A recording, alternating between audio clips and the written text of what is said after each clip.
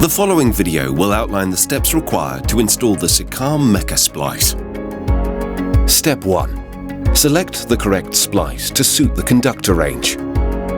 These splices are clearly marked with minimum and maximum conductor range.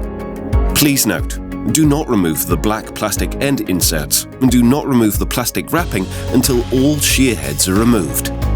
Step 2. Straighten the conductor to remove any curvature, then cut the conductor square so all strands are even and free of burrs. Step 3.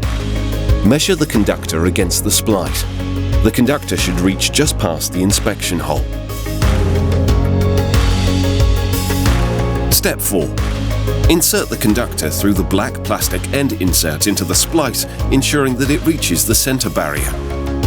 Sight the conductor through the inspection hole and ensure all strands are inserted into the splice.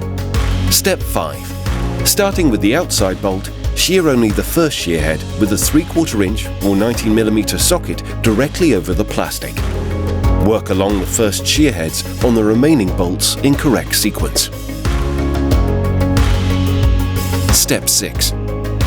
Using the same sequence, shear the second shear head, ensuring the heads shear flush to the body.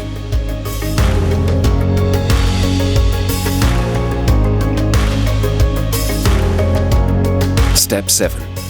Repeat step 1 to 6 for the other side of the splice.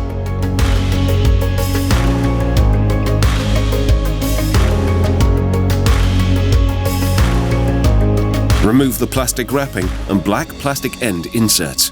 The installation is now complete. Once again, ensure all bolts are flush with the splice. The splice should look like this.